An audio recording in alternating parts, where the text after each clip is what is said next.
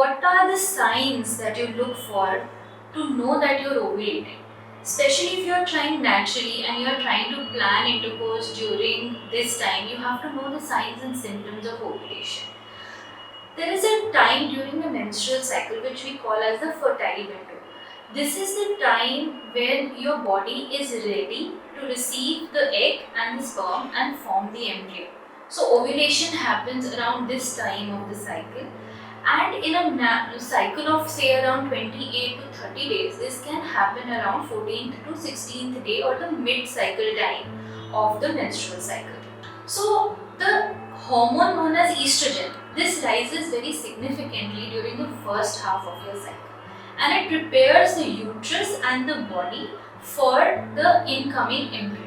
Because of the influence of the hormone called estrogen, various changes occur in the body which can be picked up, and the ovulation time can be pinpointed.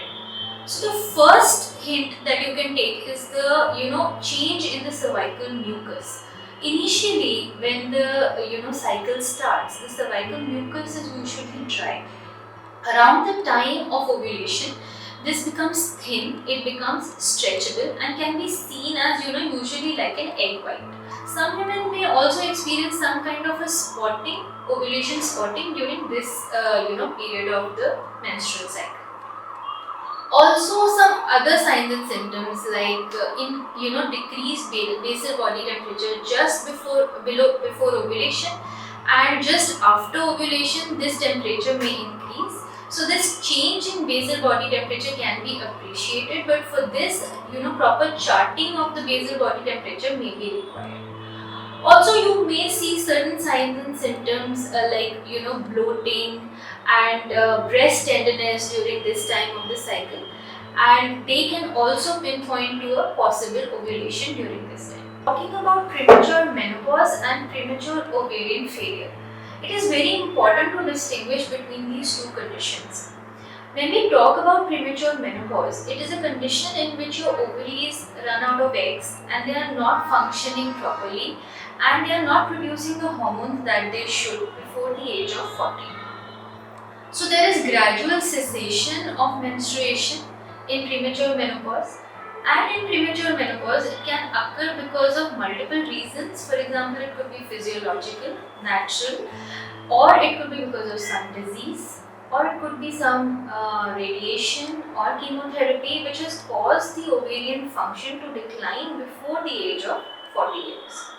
So premature menopause and premature ovarian function are both entirely different entities which can be the reason why probably women are not conceiving even at a younger age. So what are the signs and symptoms that you may need to watch out for in such a case? The first major sign that you have to look for is a change in a pattern of your menstrual cycle.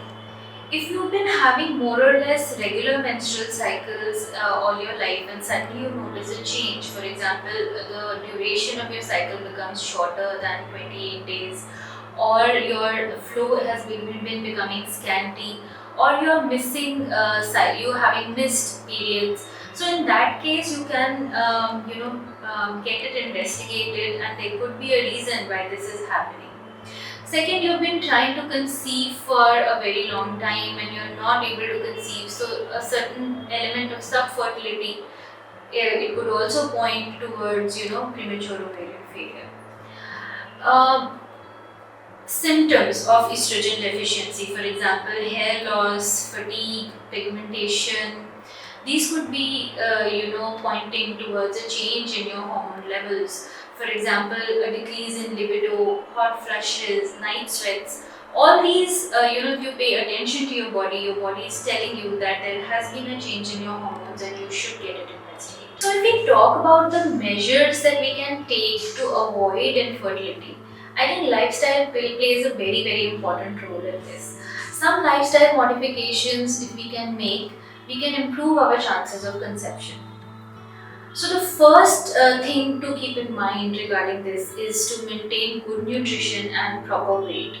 BMI is one of the most important factors which influences the health of our eggs and our sperm. And obesity negatively definitely affects our menstrual cycle as well as our sperm morphology.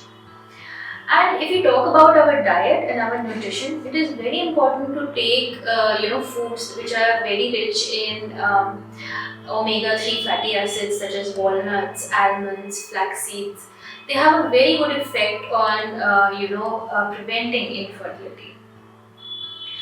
Second thing that one should always keep in mind is to have good habits. So smoking and alcohol being one of two most important things that we have to take care of. Hypoxia affects our sperm quality, and if there is a habit of excessive smoking or excessive drinking, and you're planning to become plan a family and become parents soon, then you should definitely curtail these so that you can have uneventful pregnancy and go ahead and have a healthy pregnancy and conception. The third thing is to understand reproductive timelines. The best chances of conception that we have are when we are less than 35 years of age, because as our we age, especially in females, the egg reserve slowly becomes lower and lower. So age at marriage and age at conception is very important, because as we grow older, the chances of chromosomal abnormalities in babies also increases. Again, in this regard, it is important to remember that you should do routine fertility testing to understand the hormones of your body and how your body is functioning. So, a routine fertility panel test, which comprises of basic tests such as thyroid levels, your prolactin levels, your anti-mulated hormone levels to understand your egg reserve. These are mandatory, along with a day 2 transvaginal ultrasound to understand if there are any structural abnormalities which may be affecting your fertility.